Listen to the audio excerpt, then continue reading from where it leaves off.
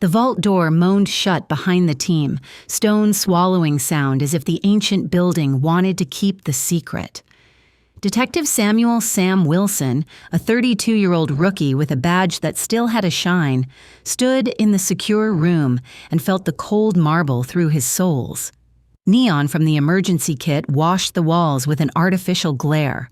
The smell of blood bled into metal and old paper, a taste that clung to the back of his tongue. Detective James O'Connor, a 57-year-old veteran with decades carved into his shoulders, moved like he had seen every bad thing a city could stash. He gave Sam a look that was both steady and urgent. Lieutenant Rachel Monroe, a 48-year-old investigator with a calm voice that could cut through panic, kept the scene tight with a few clipped orders to the techs. Agent Marcus Reed, a 54-year-old departmental compliance agent who kept accounts and people clean, stood near the door with a legal pad and eyes like dark glass. Outside in the corridor, the press murmured and the wind whistled through an old window that never quite sealed. They all knew what was at stake: the city's faith in its police, their own careers, a life gone, the department under a heat lamp, and a secure room that was supposed to be inviolable. The body lay beside a steel cabinet.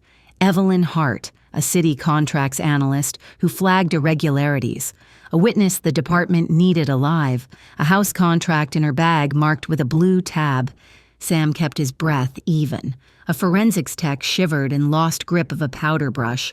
Sam bent, picked it up, and placed it in the tech's gloved hand with a quiet nod before taking a step back. It was small, and it cost him nothing, but it steadied the tech. The gesture cost him another look from O'Connor, a look that said he saw it and approved. Chief Harold Pike walked in with the weight of headlines on his shoulders. He took one full breath, saw the body, scanned the walls, and snapped before anyone else could speak. "It's impossible," Chief Harold Pike said. "No one gets in or out without the door. No breaches, no alarm. She was alone. You lock the room, you get the truth. This is a suicide."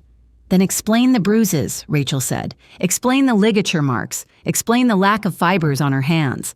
"It's impossible," Chief Pike said again, louder now, as if volume could crush doubt. Sam moved slow along the wall. He took in a broken light fixture high near the corner, a hairline crack in the marble that ran like a vein, a faint scuff at ankle height where the baseboard kissed the floor. He crouched by the steel cabinet and saw a smudge the color of soot around the back edge. He centered his camera, took a shot, then angled for the reflection in the brushed metal. The shape of the room warped in the surface. He saw his own outline, Rachel behind him, O'Connor by the door, and a straight line where there should have been a gentle curve. "Talk to me," O'Connor said. "What's catching your eye?" "The corner," Sam said, "and the light and this seam that wants to be a seam but pretends to be shadow." "Do not invent theories," Chief Pike said. "Process the scene. Stay in your lane." Agent Reed flipped through his legal pad. "Protocols require that we not speculate," Marcus Reed said. "Move by the book." "By the book is what got us here," Rachel said. "The book said this room was safe." The hum of the old building pressed into their ears. Somewhere below them, a boiler coughed. Sam stared at the camera in the corner. Its red light blinked like a heartbeat. He asked for the feed. Rachel waved in a tech, who pulled up the footage on a small monitor wedged on a rolling cart. The image popped into life, grainy and gray, a static angle from the high corner that had watched Evelyn die. Sam studied the playback. He scrubbed back. He froze the frame and took a breath. The last 20 minutes before the team arrived. Evelyn alive, Evelyn pacing. Evelyn checking her phone and holding her bag like it carried the rest of her life. Then a flicker crossed the wall, just a breath of shadow that did not seem to come from her movement or the light overhead. "Hit me with the raw feed," Sam said. "No compression." "Rookie," Chief Pike said, warning in his voice. "Let him look," O'Connor said. "We are staring at an idea everyone says is impossible. I want a different pair of eyes on it." The tech nodded and loaded a higher quality file from the camera's head unit. Sam leaned closer. He framed the reflection of the room in the polished cabinet again. He dragged the timeline. The shadow reappeared.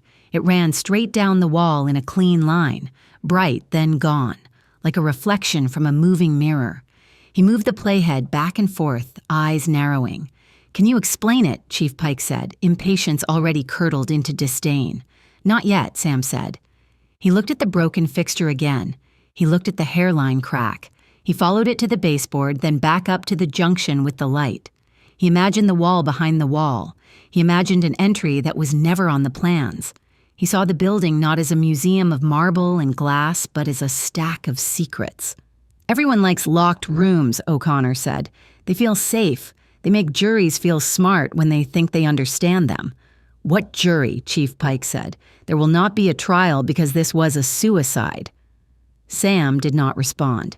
He reached for the monitor again and paused the frame where the reflection hit the steel cabinet. He zoomed. The cabinet gave back a warped map of the wall. In that map, a second line near the corner appeared, thin and true, not paint, not shadow, a seam. When the impossible becomes the key to truth, even the safest corners give up their secrets, O'Connor said. Chief Pike exhaled. "You will not find what is not there," Chief Pike said. "Lock this down, wrap it. We follow policy." Sam swallowed the frustration and leaned closer. In the monitor's reflection, right where the hairline crack ran, a small piece of trim caught the camera's eye and flashed. It was a hinge, or something like it, polished just enough to flash under the right light. It was there, and then gone, like a wink from a ghost. "Freeze it," Sam said. The tech froze the frame. The reflection held. A thin strip set into the wall, too clean and too perfect to be a flaw. A seam that suggested door. A door inside a room that bragged about never being breached. A passage where there should be none. Sam felt the hair at his neck stand. The secure room was not a room at all. It was a story someone told to help everyone sleep. "Do you see it?" Sam said. Rachel followed his finger. "I see it," Rachel said. O'Connor's eyes hardened. "I see a way in," O'Connor said. Chief Pike went still, then his mouth set in a new line. "You see a camera artifact," Chief Pike said. "You see desperation." The cart's monitor flickered as the camera adjusted. The line flashed again, brighter this time, slicing the reflection like a knife. Sam did not blink. The impossible had just blinked back. 3 days earlier, the old government building had yawned itself awake with the usual groans. Sam and O'Connor walked the corridors on a routine follow-up, checking paper trails on a different case about a contractor who had overbilled the city for storm drains that never got dug. It was supposed to be a simple cross-check in the city record's secure archive. No drama, no headlines. Rachel met them at the entrance with a clipboard and a nod. 30 minutes inside, Rachel said. Stay documented. The archives clerk needs to lock up for a budget committee walkthrough. Inside the secure room, Evelyn Hart waited with a neat stack of files. She seemed nervous, legs crossed, hands wrapped around a paper cup like it was an anchor. She was marked as a whistleblower in the system and had asked to meet them inside the secure room because it made her feel safer. "I flagged a pattern last year," Evelyn said. "I filed it, they buried it. I found more last week. Same names, different shell companies. Someone is cleaning the books and using the building as cover." O'Connor listened and asked quiet questions that made her tell him what she knew in a way they could prove. Sam took notes, tried to keep the words clean and the facts tight. He watched how O'Connor gave her space and steadied her voice without making it about the job. He stored that for later. They left with copies and a promise to follow up. The next morning, a call sent them back. A clerk had found Evelyn inside the secure room, dead. The door had not logged an entry or an exit. The alarm had never chirped. Everyone said it could not happen. In the bright wash of the crime scene lights, Chief Pike spoke to the reporters in the hall and said the room was still secure and the city was still safe. He told the public to wait for the investigation. Inside, he told his people to wrap it fast and move on. "It's impossible," Chief Pike said when Sam asked to pull the full digital logs. "Do not waste resources." Sam asked anyway. Rachel watched him and did not stop him. O'Connor told him to be thorough. Marcus Reed stood in the doorway and said the word protocol twice, like it was both law and shield. Sam sat at a desk in a cramped side office with the feed and the logs open.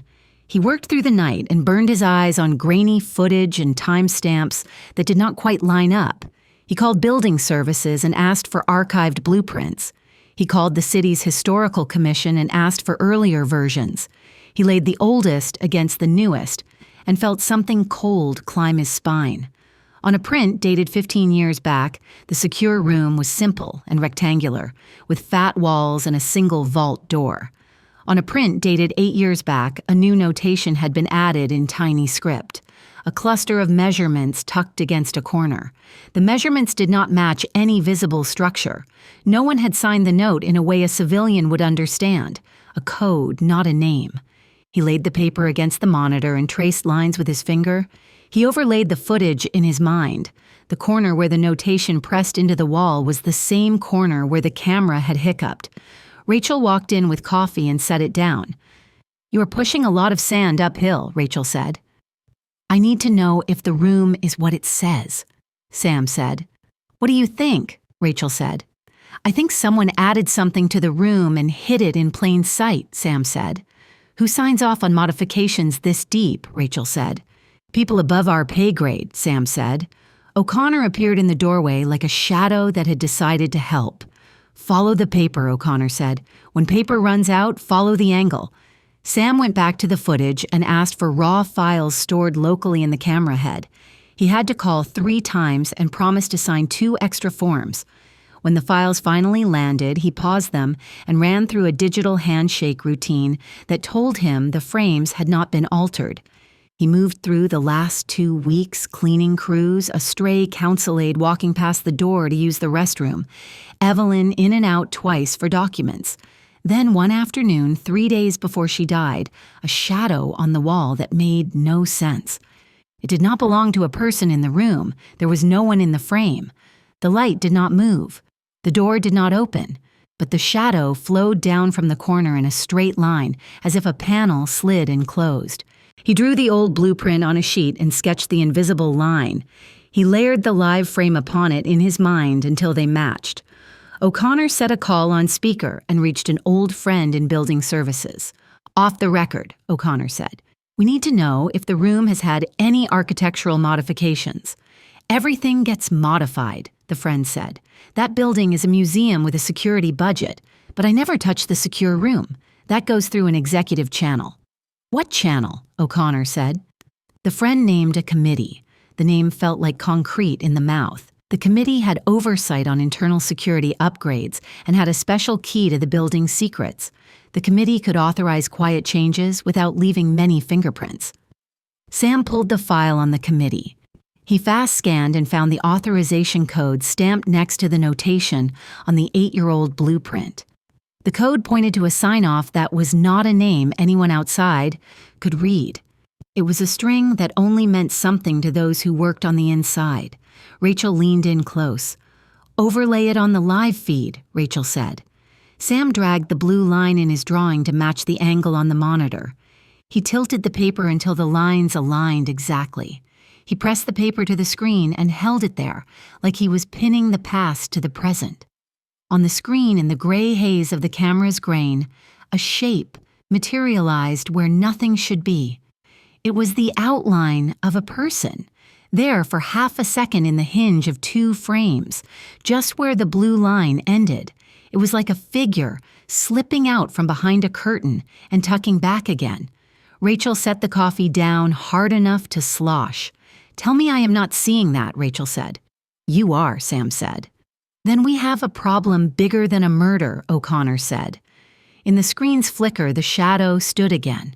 Faint but anchored, embedded into the room's corner as if the wall had a throat and had taken a breath. By morning, the department's skepticism had hardened into a shield. Chief Pike called a briefing and spoke like a teacher telling children where the lines were. He said the city needed calm. He said the room was secure by definition. He said no one had authorization to chase fantasies in old drawings. O'Connor watched with eyes that weighed everything. Rachel looked like she could sleep for a week and still keep going. Sam felt the pushback like a current. He took the oldest blueprint and the newest markings to a quiet records desk and ran the authorization code again. It hit on an internal form buried under layers of administrative language. The form showed that a set of modifications had been approved to the secure room 8 years ago, described as architectural efficiencies for climate control and fire suppression. The code that approved it mapped back to the security committee. The name tied to the code was masked, but the routing path it traveled through was not. The last routing node was the chief's office. Sam stared at the line and felt the building tilt under his feet. He printed the page and walked it to O'Connor. He slid the paper across the desk and said nothing. O'Connor read. His jaw tightened. He kept his voice low. "You do not want to be right about this," O'Connor said. "Is there any other read?" Sam said. "Plenty," O'Connor said, "but this is the one we have." Rachel joined them, eyes on the paper. "We need to confirm with a second source," Rachel said. "We cannot walk into a fight with one sheet." Sam nodded. He dug deeper and found a second line item, a maintenance order for a specialized contractor paid out of a fund described as emergency contingency. The work description was vague. The invoice was crisp. The signature on the receiving line was a stylized initial he had seen on a plaque outside the chief's office.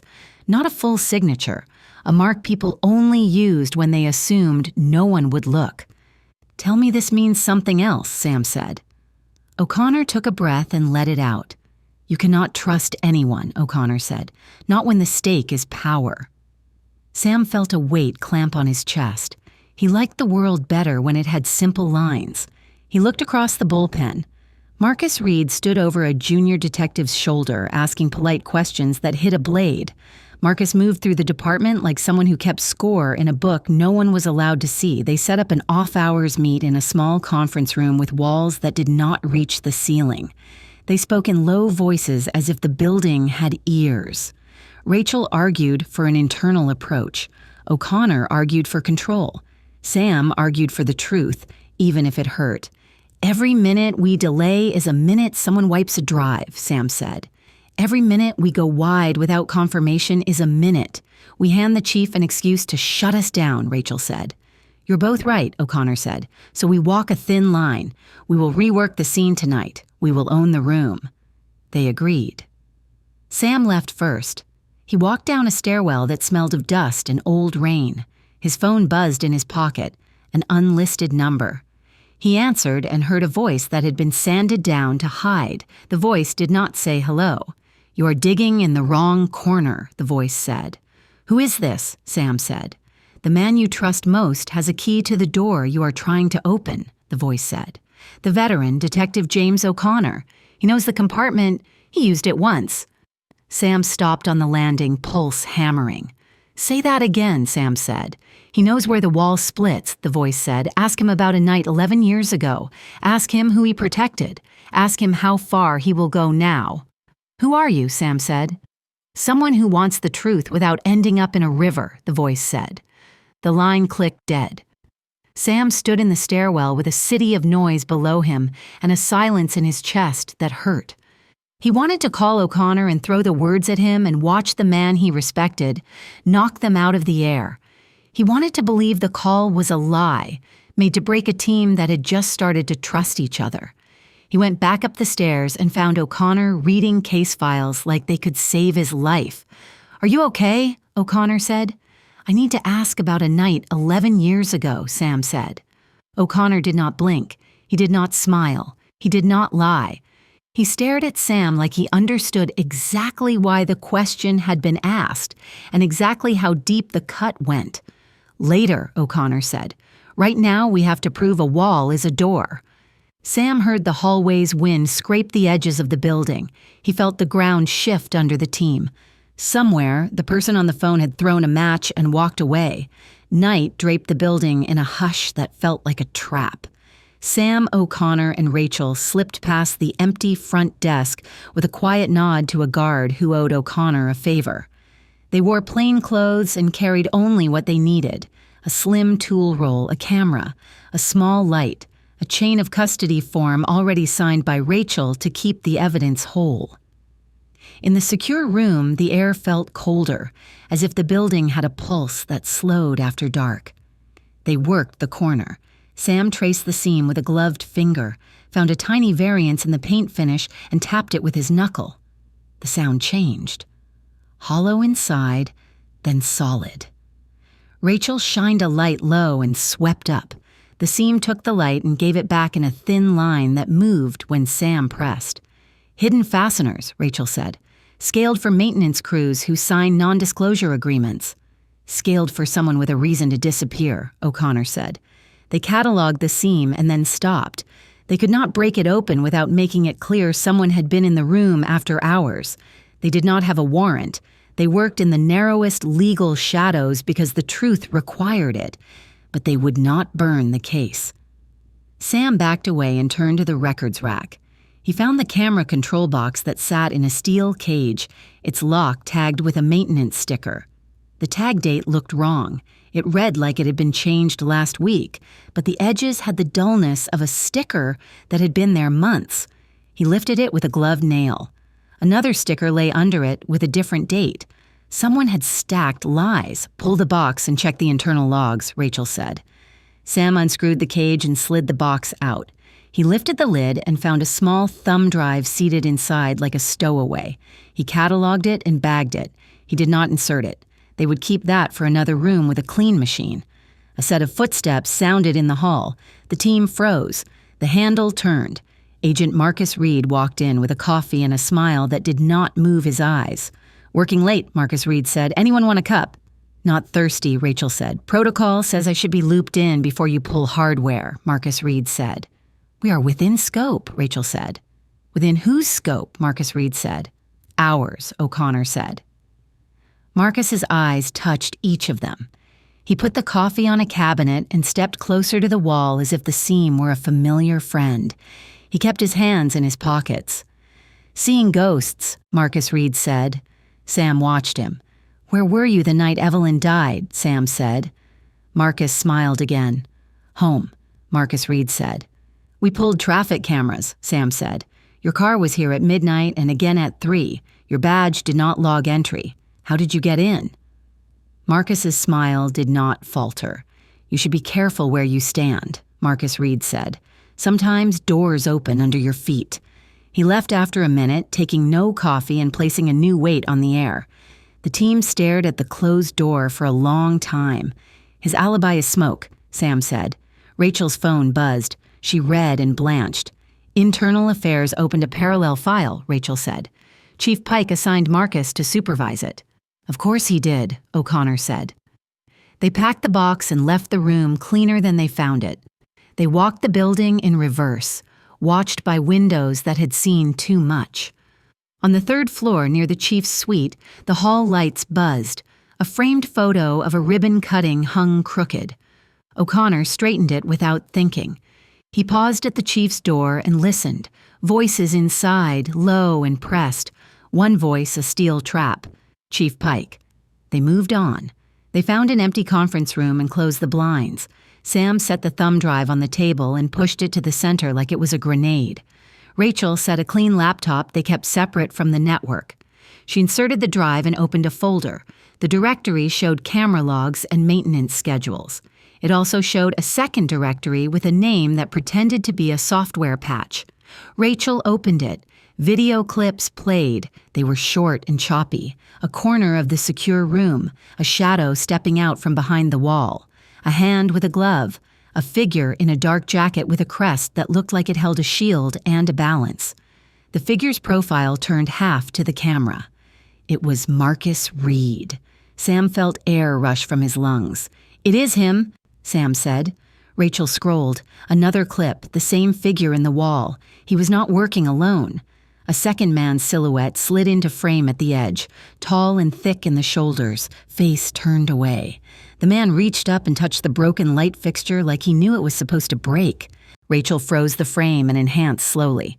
The second man's hand moved. A ring flashed that Sam had only seen in one place. It was a signet ring that Chief Pike wore, a family crest he loved to show when he gripped a podium. "Careful," O'Connor said. "Do not leap until the ground is real." Sam could not ignore the ring. He could not ignore the way Marcus moved with familiarity. He could not ignore that the secure room had been a stage. They planned their move in quick beats. Rachel would take the clips to the district attorney's intake. O'Connor would keep the chief busy, long enough to hold a warrant in the air. Sam would keep Marcus in sight and make him nervous. Before they split, Sam looked at O'Connor. "What did you do 11 years ago?" Sam said. O'Connor looked tired and suddenly old. "I kept a witness alive," O'Connor said. "A judge had enemies. We stored him overnight in a place we were not supposed to use. I signed a door that did not exist because the chief at the time told me to do it or watch a man die. I have been trying to pay the debt since." "Does Chief Pike have that same door?" Sam said. "Chief Pike learned the trick and turned it into a tool," O'Connor said. The hall outside the conference room filled with voices. Chief Pike opened the door without knocking. He looked at the laptop on the table and smiled like a man who had just seen a magic trick he invented. "You are out of line," Chief Pike said, "imagining secret panels and conspiracies. Do you know why I said impossible? Because I needed you to say it was possible. I needed to see who would disobey and who would follow. Consider yourselves identified. You authorized the modifications," Sam said. "Executive security is not a crime," Chief Pike said. "It is how adults run a city." "You use that room to manipulate investigations," Rachel said. "You have no idea what it takes to keep the city standing," Chief Pike said. "You think criminals wear masks, they wear suits and donate to parks. I built a compartment to move people and information without gossip. Sometimes I had to move dirt. Evelyn Hart was not dirt," Sam said. Chief Pike's eyes were flat. "I told you it was impossible so you would spend your nights chasing phantoms while the city calmed down," Chief Pike said. "You chose your path. Now you live with it." He left as smoothly as he arrived. They were not sure if he had just threatened them or offered them a way back. Either way, the ground under them broke into pieces. The true agenda behind the secret modifications was clear. The room was a tool to shape outcomes. Trust cracked in the dark like glass. Dawn crawled up the sides of the old building with a weak light that made everything look temporary. The district attorney's intake had the clips. A judge picked up the phone early and listened to Rachel read the affidavit with a voice that did not shake. A warrant landed. O'Connor held it like a piece of salvation and a sentence. They moved fast. They called in a narrow circle of officers they trusted, people who did their jobs without asking whose portrait hung in the hall. They posted them on the exits. Sam called Marcus and told him he had a question that would clear his name.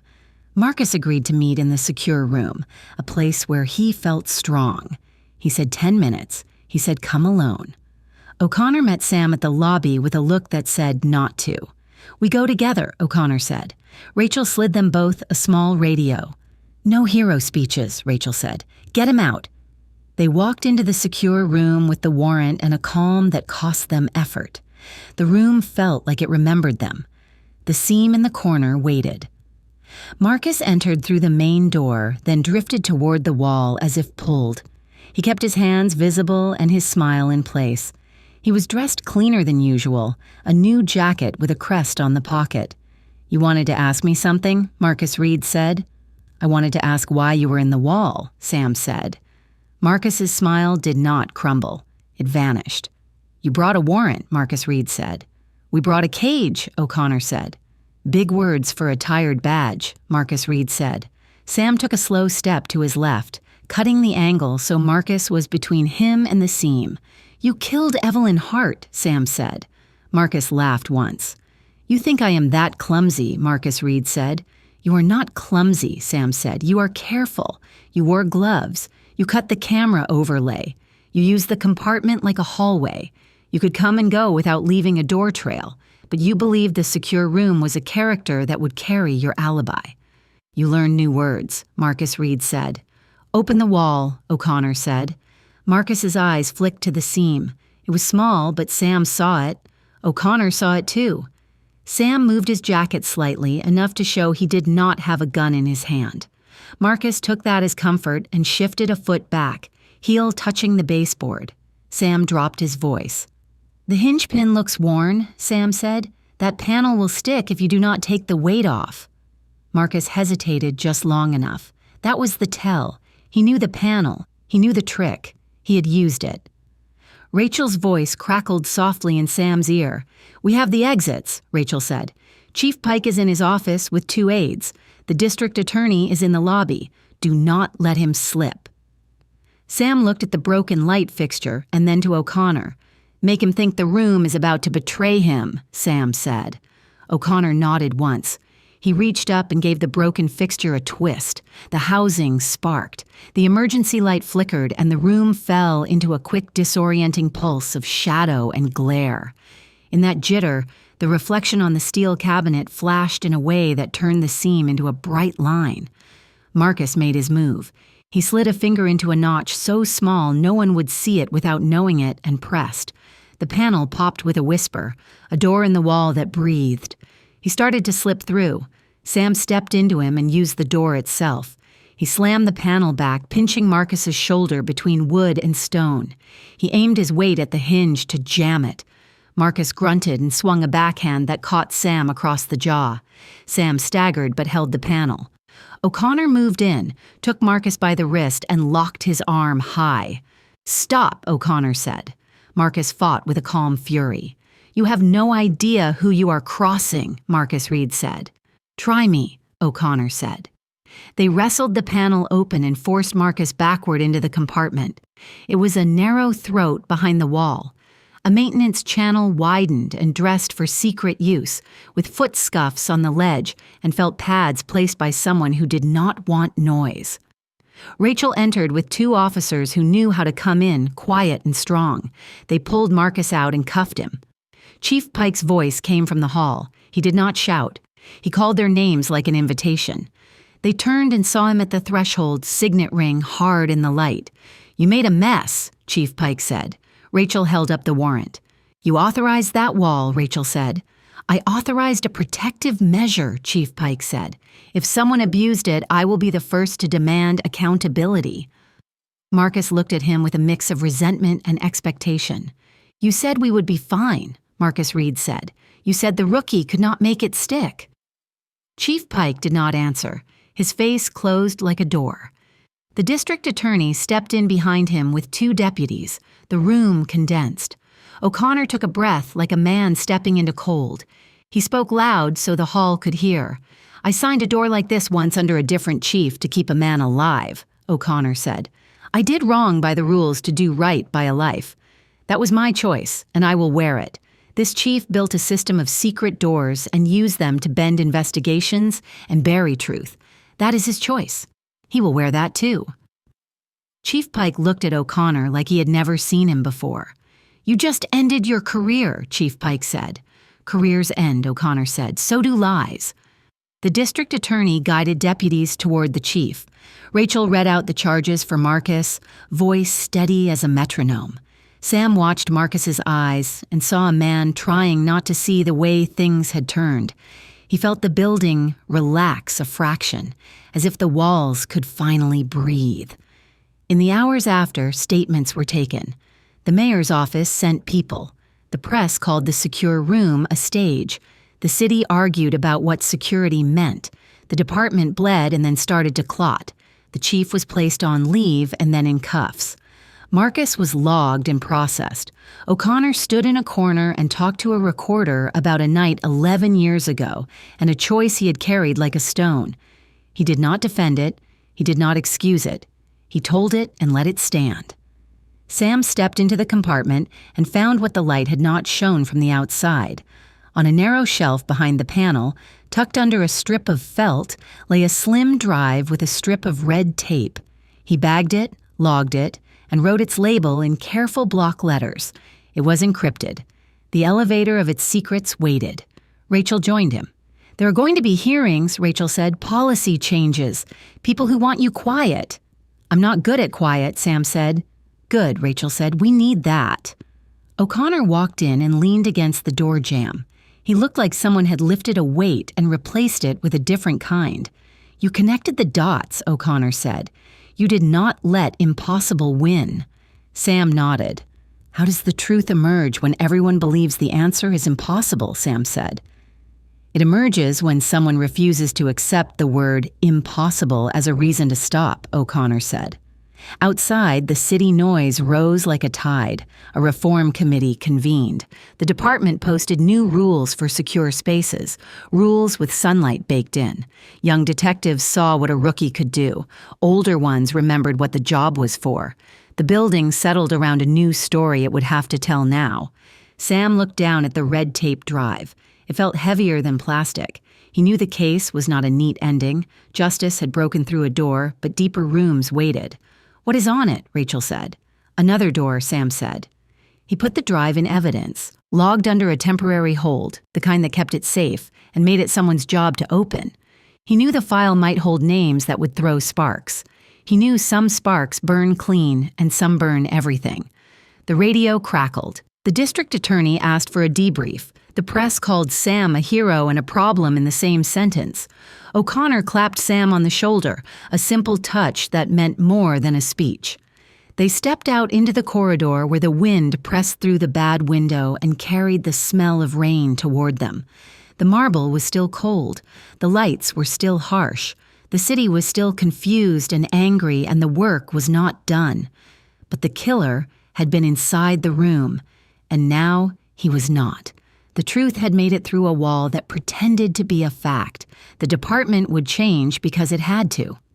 Sam glanced once more at the evidence locker door. One last file sat inside, its secret sealed for a moment longer. The future leaned against it, quiet as a breath, waiting to be opened.